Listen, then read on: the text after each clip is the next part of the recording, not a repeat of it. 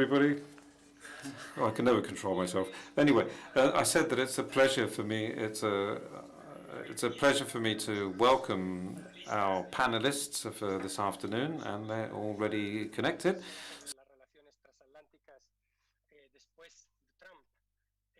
Post-Trump, that is. 5 minutes worth of discussions here. So, well, we are all looking forward to listen to your presentations, but in any case, I would like to do a very brief introduction of the panelists so that we can kick off without further ado, and I will do so according to the order in which I'm going to ask them the questions. I'll start off with Anna-Marie Slaughter, who's the president of the think tank New America, focused on foreign affairs of the United States. She's also a professor at the University of Princeton. She's written many papers and many books, and I would like to recommend to the students in the room that they get her books. And one of the most recent one has to do with, she published a project Syndicate that is called Countering Putin's Strategy, so how to address the Putin strategy. I'd like to recommend to our students in the room. And she's also frequently collaborated on podcast, the Global Public Square. It's a fantastic program where a very accurate vision is presented on the debates that are taking place in the United States. So welcome, Anne-Marie, and thank you very much for being with us here this afternoon, and welcome. And then I would also like to say hello to Alina Polyakova. She's currently working as the CEO, as the chairman of the Center for European Policy Analysis, also called the CEPA. And, well, she also has an extensive amount of work on European subjects. And I would like to remind our students about her book, The Dark Side of European Integration, which is an extremely important book that describes the origins of the extreme right-wing movements in Europe.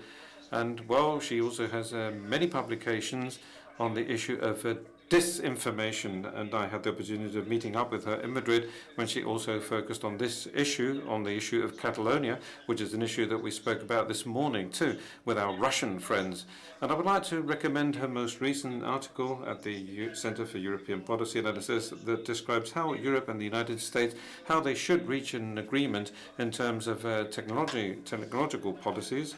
This is something that we discussed on Tuesday so that we can put an end to our disagreements in terms of technology, so that we can work together and so that we can cope better with the challenge of China.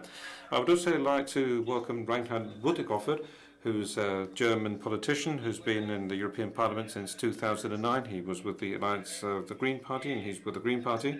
And he's also the chairperson of the Interparliamentary Group on China.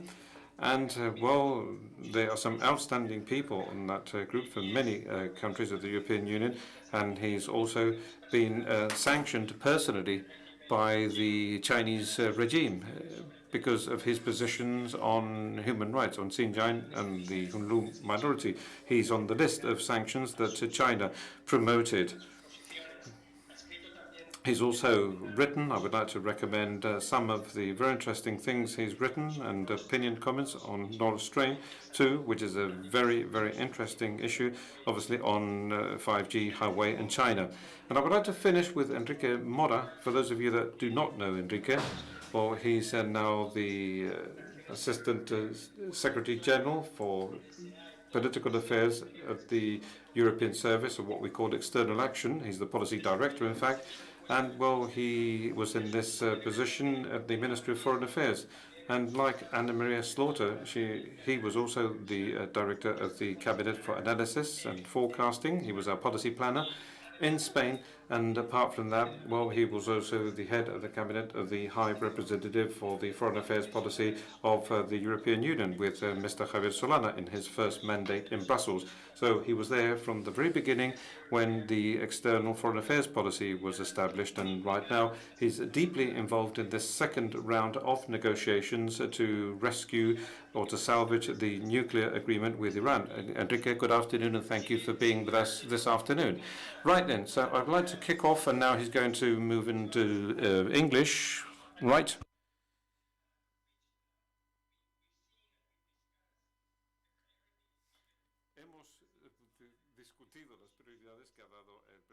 And building back better. And there is also a key foreign policy focus on China. But then the question is, how high will the EU be on the agenda for Europe? In which areas you expect cooperation or friction? I remember now in preparing the interview, an article you wrote in 2013 where you spoke of another Atlantic century. And I was wondering, reading that, that was probably a happy moment in the US, but also globally rather than today.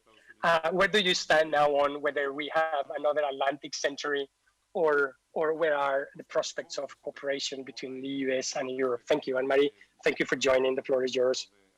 Thank you. And I'm delighted to be able to be part of this, even if we are all assembling from different places. When I wrote about a new Atlantic century, I meant a very different kind of definition of the Atlantic. And I still maintain that if the United States can survive domestically, if we can make the transition that we are making from a white majority nation to a plurality nation, which by 2027 will be true of all Americans under 30, and by 2040 will be true of all Americans, then we are talking about the traditional transatlantic relationship, Europe to North America. But of course, there is also Europe to Central and South America. There is the United States to Africa, and there is Latin America or South America to Africa. And all of those flows should be equally important.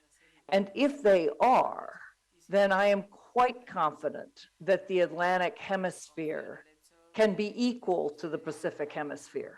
I should say more generally, I do not think that this century should be about who wins. I think if this century is about who wins, we will all lose. We will all perish because we will be more focused on whether the United States or China or Europe or Russia is the top power than we are about saving the planet. And even beyond climate change, a sense of planetary politics, that our threats, obviously global health, we're all sitting here in the middle of a global pandemic, one that was predicted over and over again, and there will be more, but also the digital world in which, yes, there is a splinter net, there is some semblance of digital sovereignty, but anybody who thinks that we can defend our digital borders the way some of us have been able to defend our national borders is crazy. So my overall view of the century is that great power politics has to take a back seat to global problem solving, and that within that, the nations that are the most diverse and thus the most connected will be the strongest, because they will have the strongest flows of information and trade and services and cultural exchanges and education and information. Not all good, those flows, some of them can be very bad. Still, that will be the source of power in this century. And again, Europe is becoming increasingly diverse, certainly the United States, as I've said, but also if you look at Africa and Latin America and Central America, and I didn't mean to leave out the Mediterranean. I think the Caribbean and the Mediterranean can play the roles that they played. I'm sitting in Italy right now. 2,000 years ago, I'm sitting on a hillside where Hannibal once parked his troops to defeat the Romans. So if you think about the Mediterranean and the Caribbean that way, there are very, very positive prospects. I'll end by saying this is a vision of over decades. It is one that depends on demography, and I think anybody who thinks about global politics without focusing on demography is making a terrible mistake. It is also true that in the shorter term, the United States and Europe are in for really tough times politically, as we have been and as we will continue to be, because this is an incredible transition.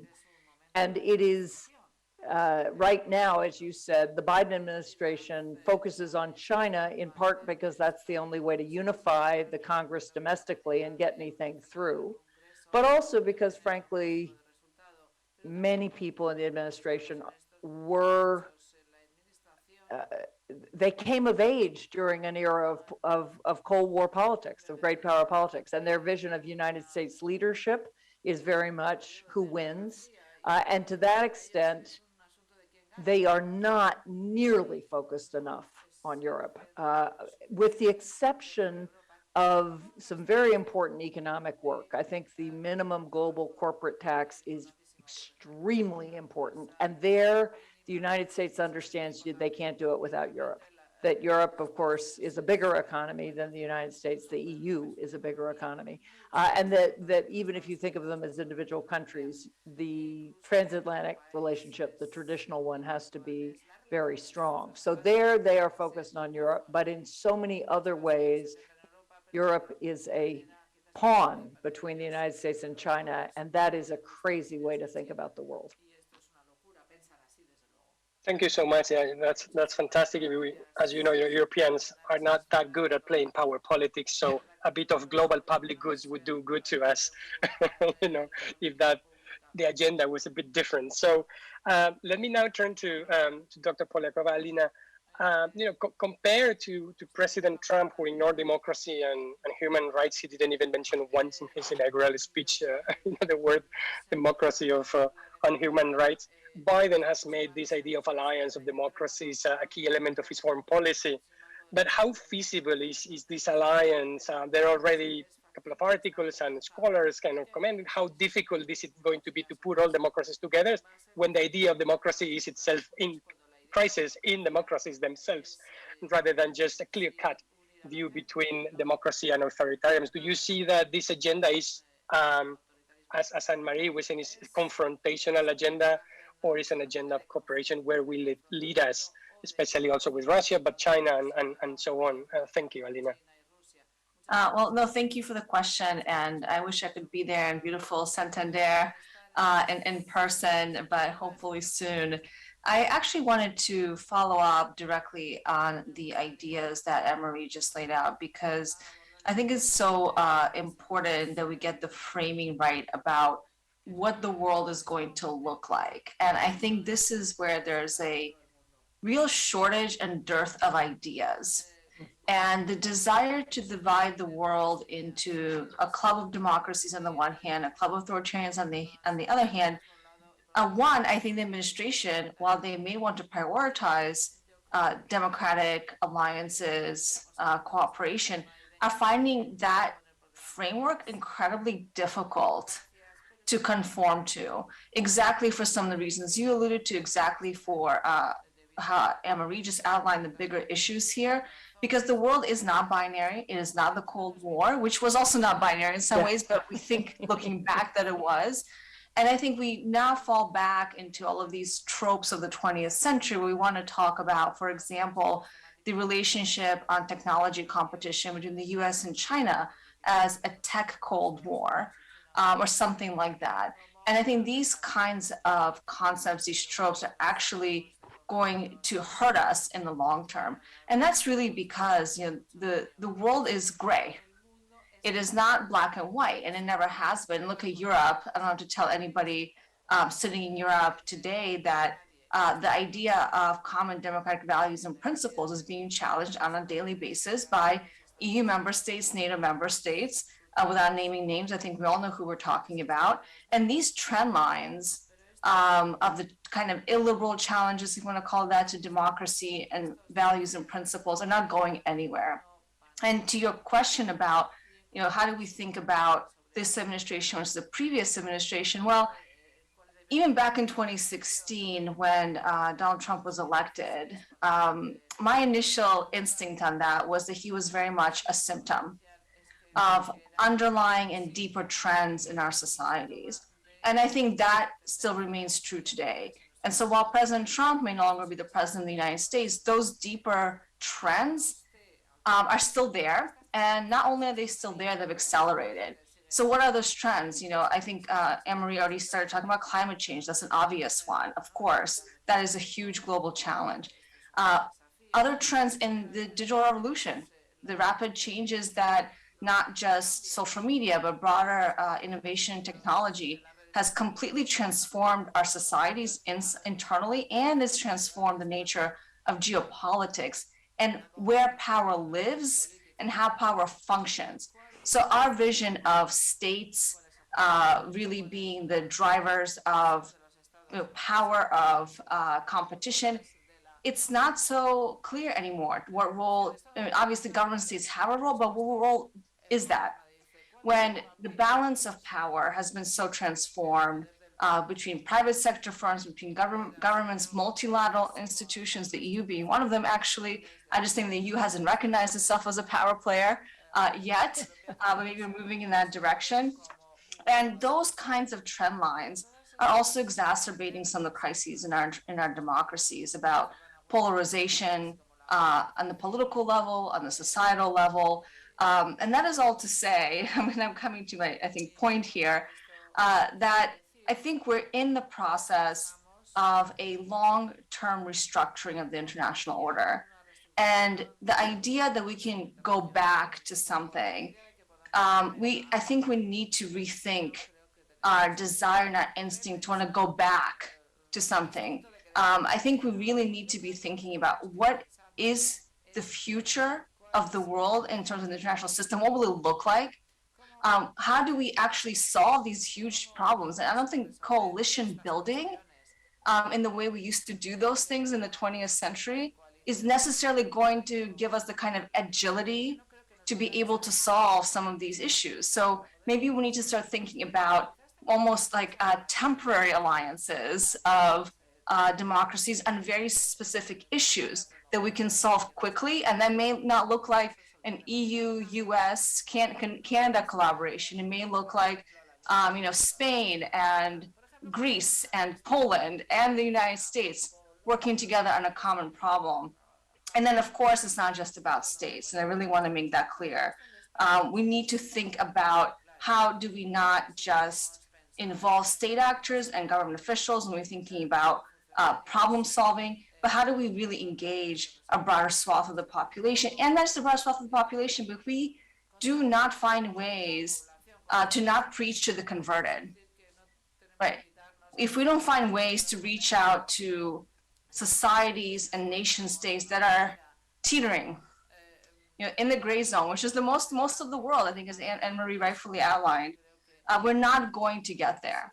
So drawing up division lines of democracies and authoritarians is not the right way forward, in my view.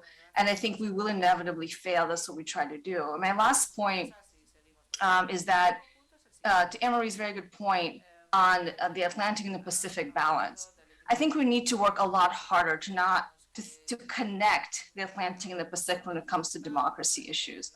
Some of the challenges we're seeing when it comes to democracy activism, democracy movements in countries like Belarus, in Hong Kong and Taiwan. We need to understand this as part of a broader global process, not just something that is constrained and restrained to specific countries. So there's just some big ideas, but I think this is a good starting point for us to get into some details. But these are kind of the issues that I find myself grappling with and not finding a lot of answers out there yet. About how should we be thinking about US leadership? How should we be thinking about European leadership in what is a rapidly changing geopolitical order? I think this is great, Alina. Thank you so much for following on that. I think the idea also of microlateralism has been put on the table by some of you and discussed in some instances. I think it makes full sense. So let me now move to Reinhard Bütikofer. I think we all know that the Greens had a tremendous impact in the transformation of German foreign policy under Joschka Fischer when they go in government. And now there are prospects that if polls are confirmed, you will be having good chances of being in power. But again, precisely at a moment in which Germany, which is the most Atlantic country in Europe, other than the United Kingdom, which of course is not a member anymore, has always a key role in determining what is the strength of the transatlantic alliance and how cooperative we are. I mean, of course, under Trump, relations have been at a historic low, even if Germany did not want to further antagonize.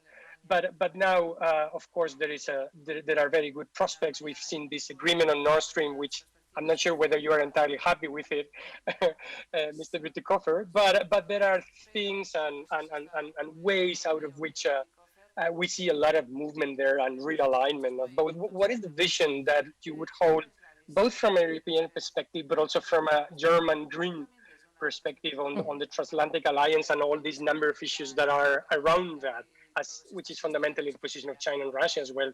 Sorry if I put too much on the question, but we're eager to listen to you, Reinhard. Thank you. Well, thanks, first of all, for having me and including me in this exciting conversation. I do hope, of course, that your prediction that we might end up in government proves right on the evening of September 26. But as an old Greek poet said, it's always a steep climb before you get there. And I would say that Germany's foreign policy could indeed use some new energy, because over the last couple of years, I think we have been behind the curve as regards some very fundamental issues, challenges, like China policy or Russia policy. On each of those, Germany has been more of a divisive than a uniting factor in the European context. And this has been weakening the EU as well as ourselves. We are banking on a renewal of the transatlantic relationship, but as you never step into the same river twice, this will not be the relationship we think we used to know.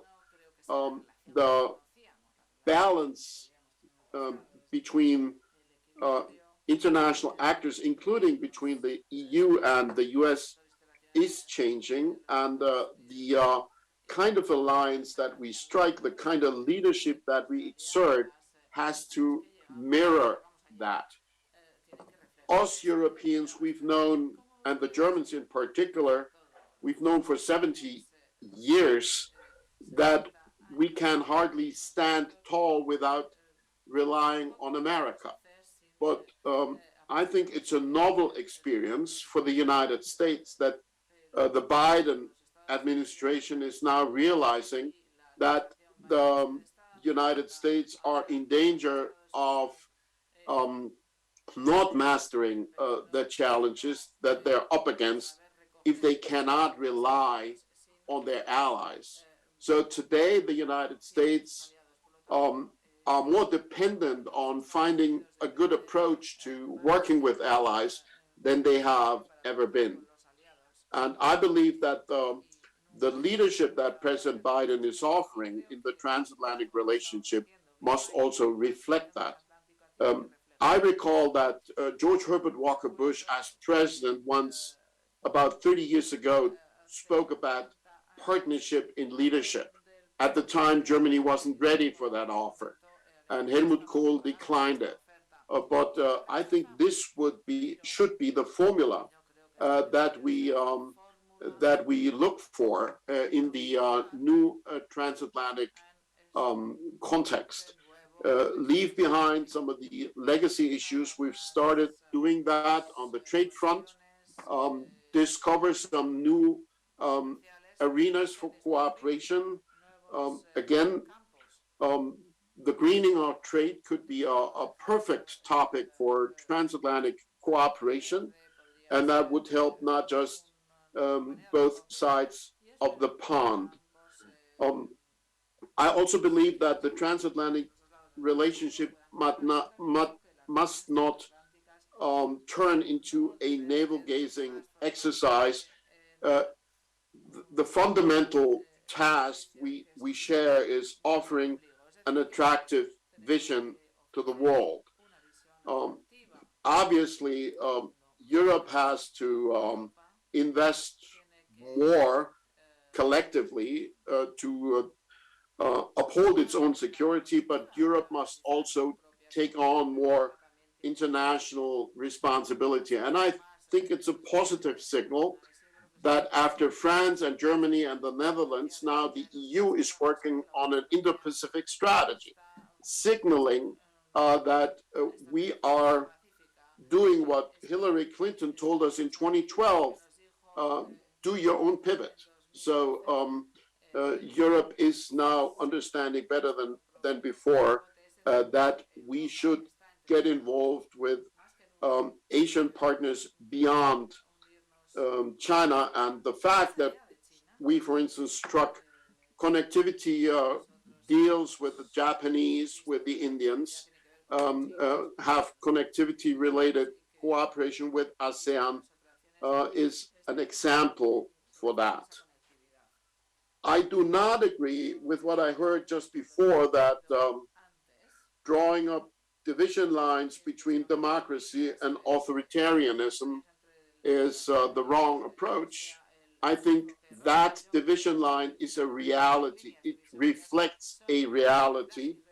We should not cement it, of course, if we can avoid, but we should, I don't think we can ever be successful if we don't acknowledge that reality. And in that regard, there cannot be, from a European point of view, an equidistance between the one camp and the other.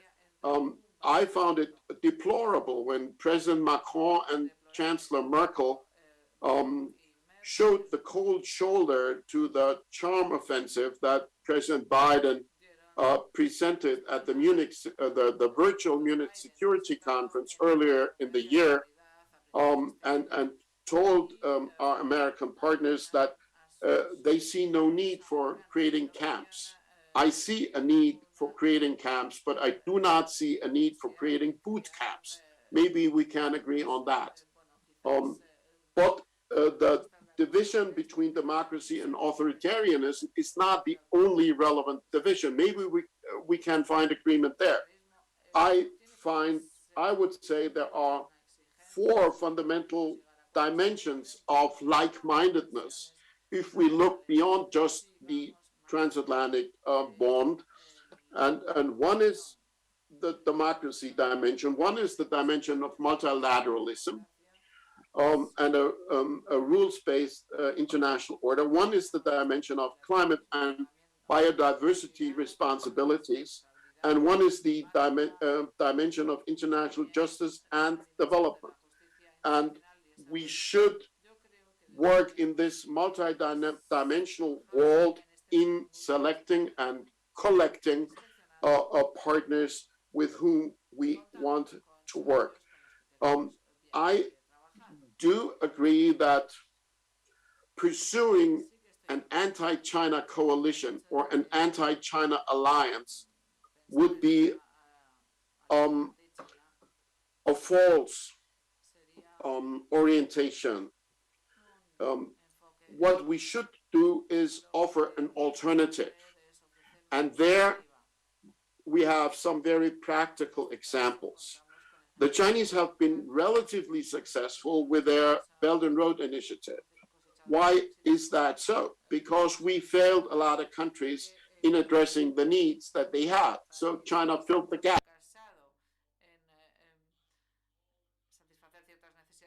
Finance Minister of Indonesia, who was asked in a panel discussion what she thought of Belt and Road, and her answer was, well, give me an alternative and I'll tell you what I think about it.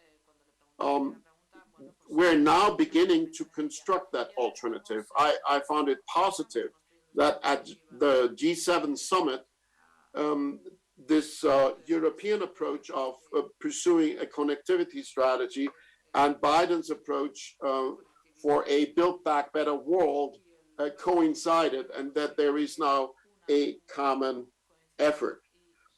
I agree that the world is not gray, but that does not mean that all the cats are gray. Some of the cats are more gray than others, and some are more dark than others. And you should know thine systemic rival, even if you want to cooperate with them. And I would advocate trying to cooperate with them, in particular on global common good, but we have to cooperate on a very realistic understanding of the systemic divisions, and they pertain not only to the domestic order of China. The Chinese are pursuing a fundamental transformation of the international order, substituting a basically multilateral order by a Beijing-centric hub and spokes system. And I think there is a clear point, without creating artificial enemies and without resorting to Cold War rhetoric or Cold War strategies, where we have to push back if we don't want to let the world slide down towards a hegemonic battle between two superpowers. If we want to defend agency for more players than just the Europeans and the Americans, we have to invest in the 4 dimensions, I would say, of a positive vision of a global order that we're constructing, that we're not defending. I think we shouldn't understand our efforts as defending an established order. That is all fine. We should understand our task as developing a new order that creates more justice and more participation for those that we have ignored too long. Yeah, I think this is a great point to conclude. I'm sure we will have a bit of a time for exchange afterwards among you, but let us first go to Enrique Mora. Enrique, precisamente en esta discusión sobre dónde y qué tiene que aportar la Unión Europea, qué posición debe adoptar en esta gran confrontación. In this major confrontation, or in these tensions between the United States and China, the European Union has adopted a position that has to do with defending its strategic autonomy, in other words, in creating that capacity to act on its own. So, what do you think about the change of relations, transatlantic relations, that is? What do you think about the potential of this strategic autonomy as regards becoming the response of the European Union when the time comes to constructing this international order that is more fair? Thank you, Enrique. You have the floor. Well, thank you very much, Ignacio, and who's now speaking in English.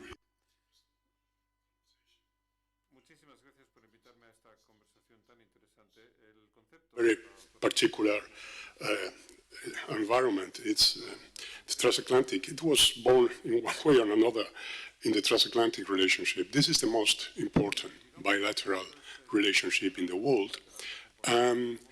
When the rise of China stopped to be peaceful, or at least gentle, when there is a rise in illiberal political systems, in populism, this transatlantic relationship is now having a new meaning, in the sense that is also a transatlantic relation of ideas, of a very particular way of looking at the international governments and values that are apparently no longer universal. So for the Trump administration, probably the most disturbing factor was precisely this temporary divorce between the United States and Europe in this new meaning of values and international rules-based approach to the international community. Another disturbing element in the Trump administration was the obvious mistrust of Washington towards the European Union as such. The EU is based as a project based on ideas like sharing sovereignty or different national identities working together. These ideas were not only alien, but sometimes they were perceived as dangerous by the ideology that underpinned the Trump policies. The result was the lowest moment in the transatlantic relationship. But I think that EU was able to maintain its position in very key issues, to defend its interests and protect its values. We can see it, for example, in the multilateral system. The United States withdrew from the multilateral system, not only weakening that architecture, but at the same time giving space that China rushed to fill, and they feel leadership in climate change. When the Trump administration withdrew from the Paris Agreement, it was up to the European Union to maintain this leadership, and we did to the fact that we have maintained the agreement being meaningful, and the United States are now back. Or sticking to our Russia policy, you have talked about that this morning. Trump administration was, to say the least, uncertain on Russia. We stick to our principles, and we continue to do so. Or, for example, maintain a multifaceted approach to China. Again, it was not easy. Or sustain the JCPOA, the nuclear agreement with Iran. It is true that under the so-called maximum pressure, the overwhelming sanctions imposed by the United States with extraterritorial character, European companies were not able to stick to their contract in Iran, but we maintain the idea that the JCPOA was a key element of the international non-proliferation architecture, and now we are back and trying to revive this agreement. So for all these things, for working on all these issues, we have to defend our own positions. It was, you can call it a strategic autonomy, but I think it was more out of the conviction of the validity of EU positions that a deliberate attempt to create that strategic autonomy. In any case, with the Biden administration, I think we have to stick to that. One part of your question was whether the idea needs to change, adapt, or just continue. I think the answer is that we have to continue working on our ability to set our policies, to define our reactions where our interests are at stake.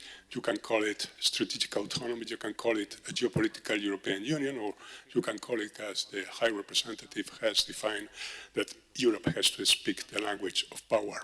Whatever is the catchphrase, the important thing is that we have to be aware that in the increasingly conflictual world we are drifting to, we need to maintain our capacity to act autonomously. I think that the pandemic put the question in a completely different terms, under a different light than it was before. Before it was perceived as a military question.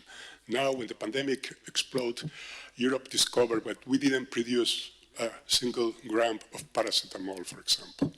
Or we discovered suddenly that the supply chains of for our companies, for our industries, for our consumers had been seriously disturbed, and we could do nothing about that. So this is the way we have to continue working under this Biden administration, under any other administration. It is true that for the transatlantic relationship, the Biden administration has brought two important things. First, they want to work with the European Union. They say they want to work with the European Union. It's interesting that very soon in his mandate, Biden traveled to Europe and has a summit with the European Union. The second change, obviously, is the new approach to multilateralism and the new American policy on using the multilateral system to defend rules-based order. So we can, of course, cooperate on these issues, but at the same time, we cannot continue that we have other problems with the Americans that we still had before, and they have not changed. They continue to define, apply, implement sanctions policy which has extraterritorial character, And our companies, our citizens, our governments in the European Union and the European Union as such is limited enormously in his capacity to act in the international community because of this extraterritorial character of American sanctions. Or we can look at the way sometimes the United States address individual members of the United States when they think they don't find an echo in Brussels for their own positions. That undermines the unity of the Union, that undermines our capacity to make foreign policy, that undermines our standing in the international community, and that comes from our partner, from our Atlantic partner, that comes from the other side of the transatlantic relationship. So yes, it's an improvement, but at the same time, we have still questions to address, and we have still to maintain our capacity and to work on our capacity to act autonomously. China is a key part of this story. I would say that the European Union has a quite sophisticated policy on China.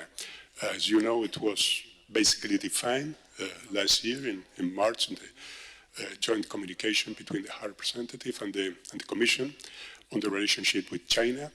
Is a comprehensive policy in the sense that we think that China has three different meanings for the European Union. It's a partner, as Mr.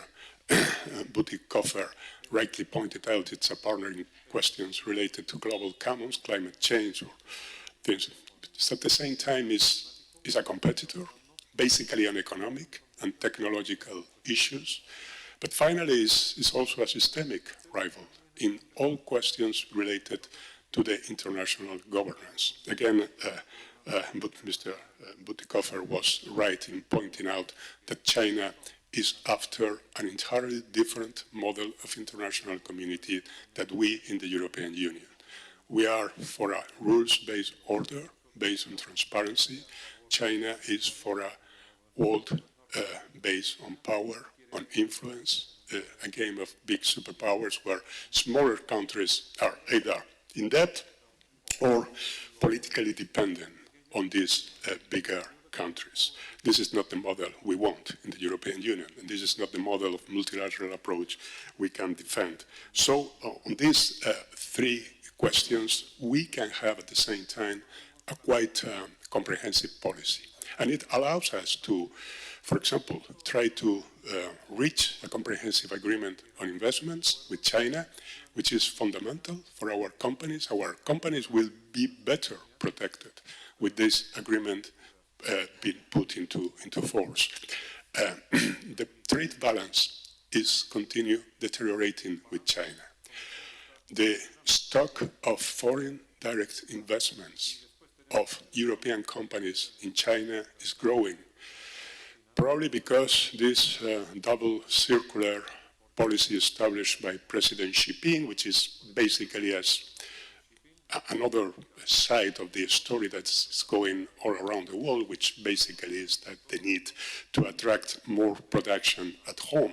But the result is that our companies have realized that to be able to compete in China, they have to invest in China. So we need this agreement.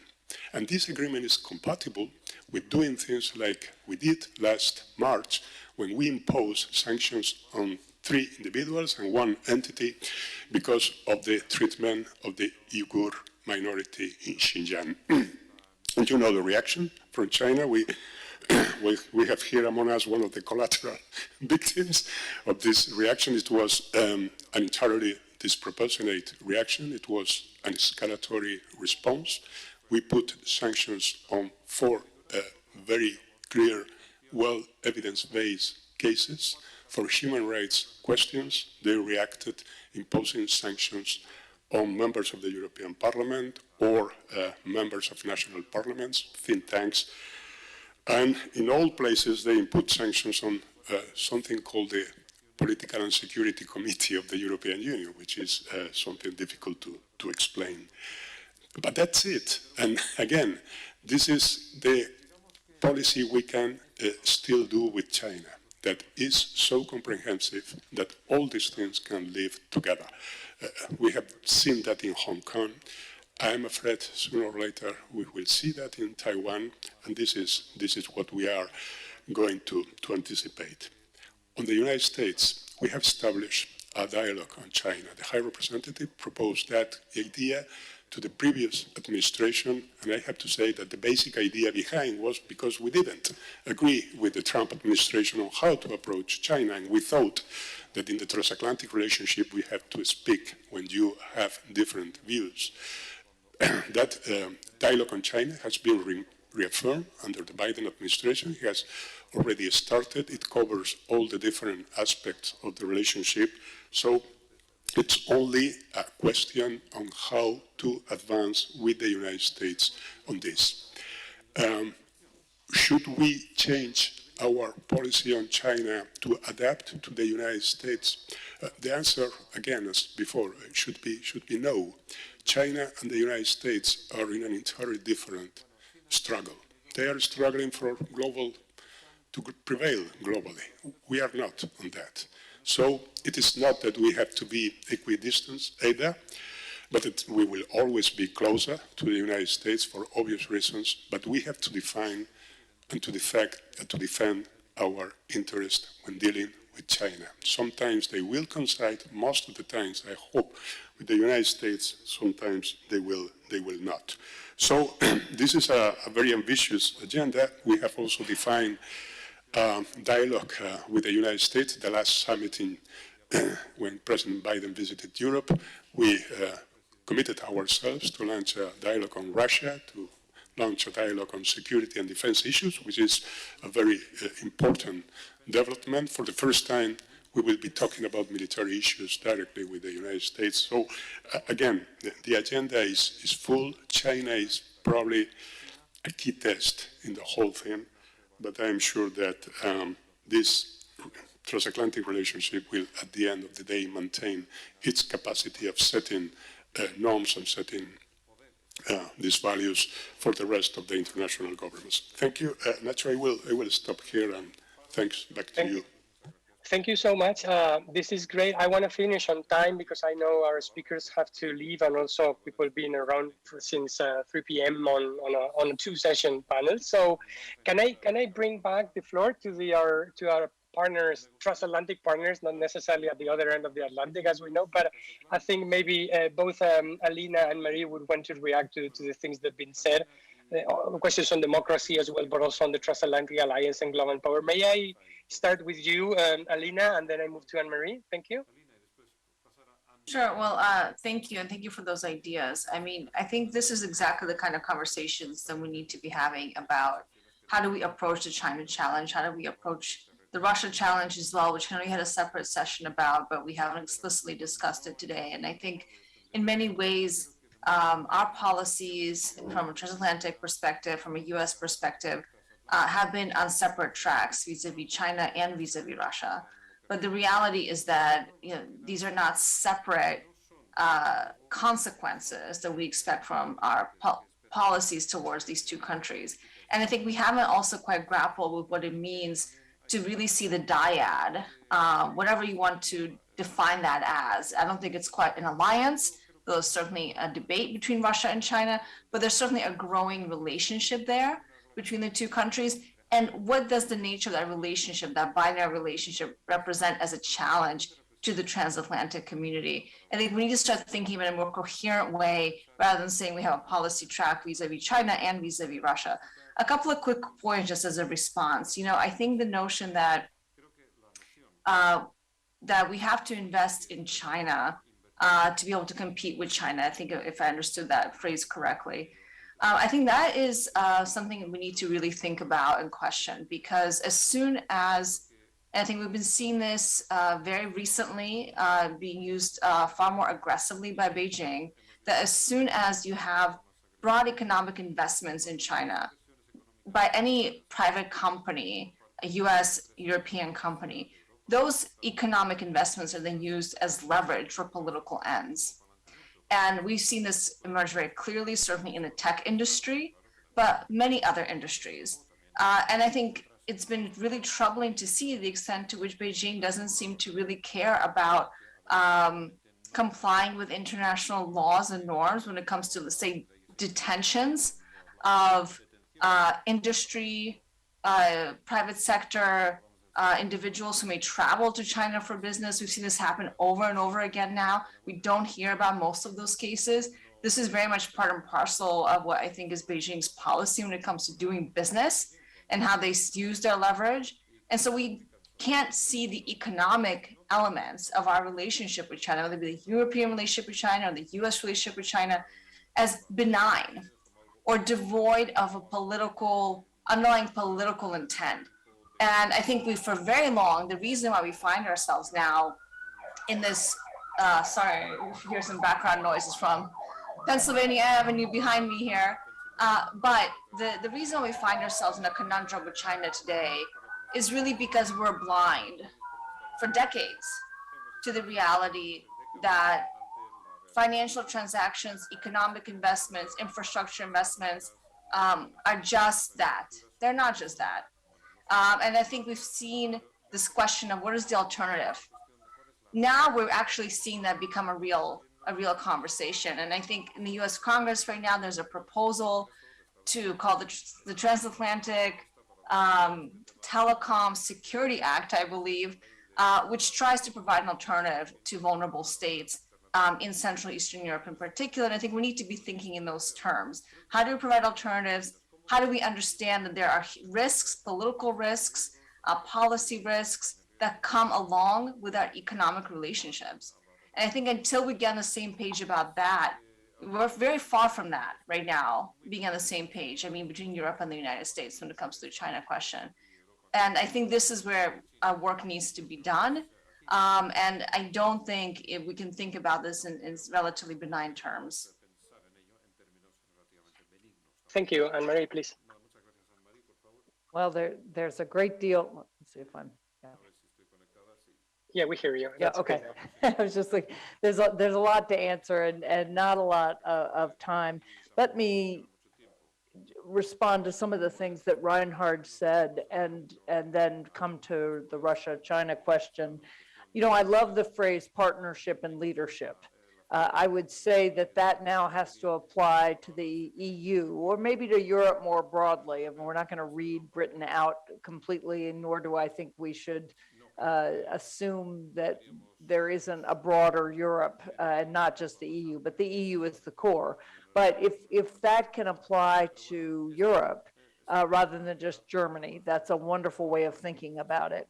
Partnership and leadership giving each side more room, right? Because there's no question we're not going to lead the way the United States led in the 20th century. And of course, a lot of the collective action that we were able to get in the 20th century was because the United States was willing to make the side payments, right? To bear the costs of being a hegemon and making it possible for other countries to take its positions even at cost. Now you're in a very different position. You know, when Europe has 300 billion of trade with Russia, and Europe and the United States has 30, and the United States wants to tell Europe what to do, you know, with respect to Ukraine. It's not that we shouldn't have a united front. I believe we should, but I just think the terms are very different. But I like that frame, partnership and leadership. I also do like the idea of the greening of trade, the greening of anything, frankly, ought to be where Europe and the United States are working together. There's some real minefields here, though. You know, when the United States passed the industrial policy bill, the bill basically that says we need to invest more in research and development against China. That's great. The Europe's had an industrial policy for a long time, as have many of other countries. That is contrary to the WTO. It's contrary to the view that the United States has espoused for a long time in terms of free trade. I'm personally supportive of certainly strengthening supply chains and infant industry protections, the kind of work that Danny Roderick has been doing for a long time. But we're it's as if the domestic policy is here, and at the same time we're talking about reviving the post-war liberal international order. That order in part is based on a concept of free trade that neither the Europe or the United States is willing to embrace domestically. So we have a long way to go there if we think about greening and what kind of subsidies are we going to allow, and then how are we going to build that into, and here Reinhard, again, I agree with you, and also Enrique, a positive vision of what that world can look like. What kind of free and fair trade, of globalization with protections. John Ruggie's work on embedded liberalism is 30 years old now, or 40 years old, but it's still very, very relevant. But I think we've got a lot of work there. And then I did want to take on this question, and I think it runs through all of this, of do you draw this line between democracies and non-democracies? And I think Alina and I are more aligned here. So I have a number of issues, and I wrote a paper with John Eikenberry in 2006 arguing for a concert of democracy. So I've actually moved here. But if you note, Biden was going to have a summit of democracies, and now it's become a summit for democracy. And that's because, like every other American government, he couldn't figure out, or the staff couldn't figure out who to put in what category. And so when we had the community of democracies, we have countries that many people would wonder, are they democracies? When we had the open government partnership, which I'm quite supportive of, there are many different countries there. They're stronger on some dimensions of democracy than others. And of course, so is the United States. The idea that we are going to preach democracy at this point, given January 6th, but much more fundamentally to me, given that we have a pretty broken political system in terms of whom we're representing, and both not only the voting rights issues, but also just our general electoral system, it makes it difficult to draw that line. I do think there is a line, but I want to define it much more in granular terms. I want to talk about open society and human rights and freedom of association and freedom of the press and speech, but the US and Europe have very different views about what that means. I want to make sure we include economic and social rights. When I look at China lifting 400 million people out of poverty, as much as I abhor what they're doing to Uyghurs or in Hong Kong, they have a far better track record in terms of taking care of many of their citizens than many countries that we might look to and point to civil and political rights only. So I think it needs to be a much more nuanced conversation. I don't have a full vocabulary, but I don't want us to use democracy versus non-democracy in ways that obscure that harder work. And I frankly, again, think that Europe has as much to contribute to that conversation or more as the United States does. The last thing I'll just say, and maybe this is how we divide between Russia and China, is I do think things like international justice and development rights regarding development are places where we can articulate a positive vision. And finally, also, what is our vision of digital space, and how can we? And the United States and Europe are very divided here, but I think there's a lot of room to come together in a positive vision of digital space. And I'll stop there. Thank you so much. So let me just check before giving the floor back to Reinhard and Enrique for a final word. Let me check with my co-chair, Maria Ángeles Benítez, Director of the European Commission delegation in Spain, whether there are questions from the public that we may bring in, and maybe we can then bring this to an end with, if there is a short question or something, because I don't want to deprive students to be able to formulate a question or two. Please, María Ángeles. Gracias, Nacho. Si te parece, visto el tiempo, si las hay, recogemos dos o tres preguntas de la sala. ¿Alguien desea contribuir? Does anybody want to make any comments? One, two? Well, let me see, we have two questions. We have two interventions in the room. So please, once again, go straight to the point and please be brief in your question so that you can make your contribution in English. There are some American panelists to try to better understand this tension between protectionism and multilateralism in the Biden administration. I am going to put an example that I know, and one of the panelists that has raised this issue, which is the issue of fixing a minimum tax rate for the multinational corporations, which is in part of an important American, with a very important American contribution, but at the same time, it's a way of financing the Biden infrastructure plan, the American jobs plan, and to make it work. So, because if you want to avoid that the American companies, let's say that go to other countries and shift their profits to other countries, you need to have a minimum tax to have a level playing field, for all the companies in the world. Yes. Yeah. Okay. Yes. We got the question. We know, if I see well from here, that you've written a very lengthy report on that. You're an expert on that, right? Pero, Nacho, recogemos la otra pregunta también, si te parece. La segunda estaba allí atrás. Alguien había levantado la mano por allí. ¿No? Sí. Adelante, por favor. Bueno, muy buenas tardes a todos los ponentes. Gracias. Yo he oído mucho hablar toda esta semana This week a lot about the new world order that has been practically fully defined by the European Union, that's playing a role and that is interested in having a wonderful relationship with everybody. In the United States, it's the same old thing. And then we have Russia too. And, well, Russia also occupies an intermediate position, and so does China. But I'm under the impression that Joe Biden, like any other North American president, is saying, well, the data are already official, but he's saying that the United States is no longer the first international economy. And directly or indirectly are there other parts of the world that are taking over. You can see the data and the figures, but they haven't taken into account the three major actors of the future from a demographic perspective, or because they can produce a surprise. Like, for instance, the Indian subcontinent and Central Africa, that is going to be very important, although there are going to be demographic issues, and that's Nigeria, because they could reach 900 million inhabitants.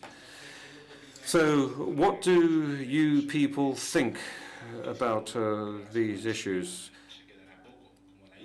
What do you think about China and India? India is going to be one of the main actors in the future. So what is your view on this? Thank you very much, Nacho. You have the two questions then. So you've got the two questions, Nacho? Yes? All right. Lead, just lead. Don't worry. We understand that we are running a bit over time. I was thinking that the question on taxation and multinationals maybe address it to Reinhard Bütikofer, because as we've discussed in a previous session, part of the problem, of course, is that despite Europe proclaiming that it's an advanced social model, whatever, and so on, but its fiscal laxitude and the disagreements on taxation allowed American companies to use European countries as fiscal havens.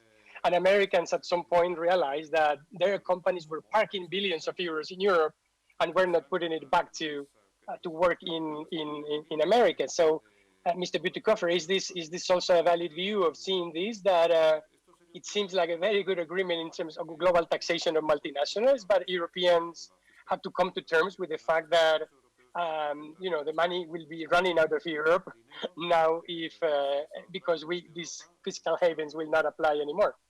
Is that true? You're muted at this point, I think. Please unmute yourself. Yeah. I guess we're going to have some internal problems too between, let's say, the French and the Irish, or the Germans and the Maltese. I think we'll manage. The tax initiative is a perfect example for the development of a new logic in international trade and investment relations. In the past, these relations were defined according to an economic logic, and that was prevailing completely. But now we realize that geoeconomics is taking second rank to geopolitics.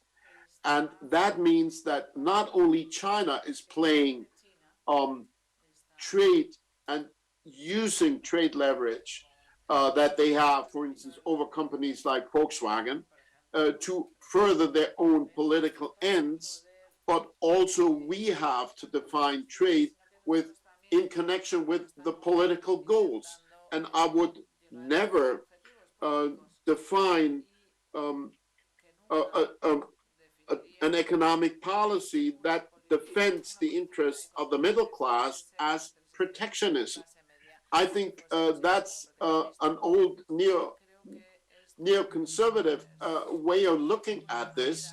I believe that we should have protected these politically justified interests, also green interests, biodiversity interests. We should define them more strongly.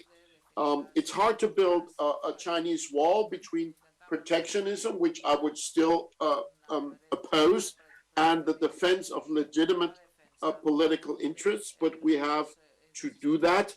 And we have to do that also understanding that China in the medium and long term is not looking for partnership in the economic realm.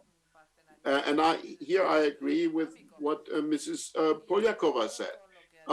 China is using collaboration and partnership in order to create tech autarky and economic domination. And look at the dual circulation strategy, look at the 14th five-year plan, look at the Made in China 2025 strategy. That all reflects a different kind of thinking.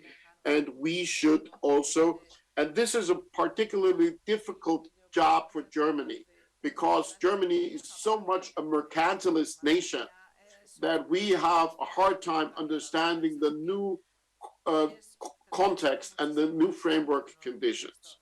And let me make a very short remark regarding democracy.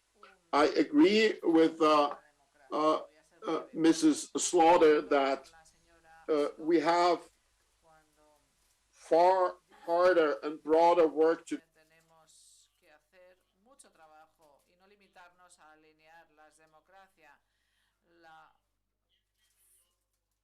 lines of democracy. Singapore fit.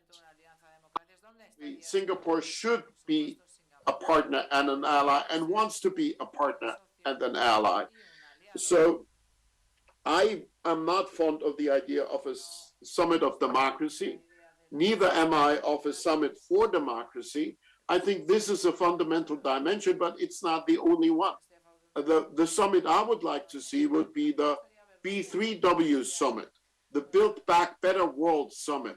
That's the kind of summit where we offer a vision that is inclusive.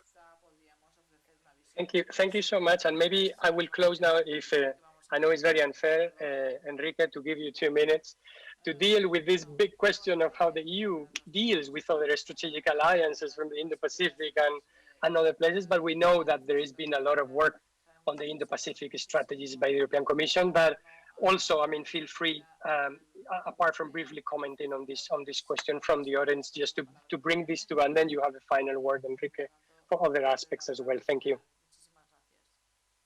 Thank you. Thanks much. On the Indo-Pacific, this is a very interesting issue because we presented a strategy on that. After the summer, there will be even a joint communication to develop on that strategy. It is very interesting when you compare notes, for example, with the Japanese or other countries in the region, Australia, how we approach this Indo-Pacific strategy. We are basically thinking of an open Indo-Pacific system in which China is, of course, a central question, is, of course, a central challenge, but it's not the only one. It is not the structuring factor. It shouldn't be the structuring factor of our Indo-Pacific strategy.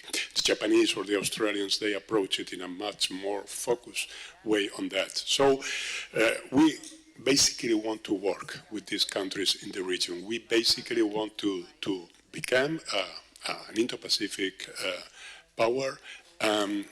I think we still have a long way to go, but there are a lot of things in economic terms, in trade, and others that we have developed that strategy. And politically, it's a key question now for us. Thank you. Okay, so with this, we bring this session to an end. I really thank you to all of you for your participation, a todos los también alumnos y que nos han seguido desde redes sociales y en presencia desde la sala. Así que muchísimas gracias, doctora Polekova, Reinhard Bütikofer, Enrique, todos los participantes. Muchísimas gracias. Hasta pronto. Gracias. Thank you.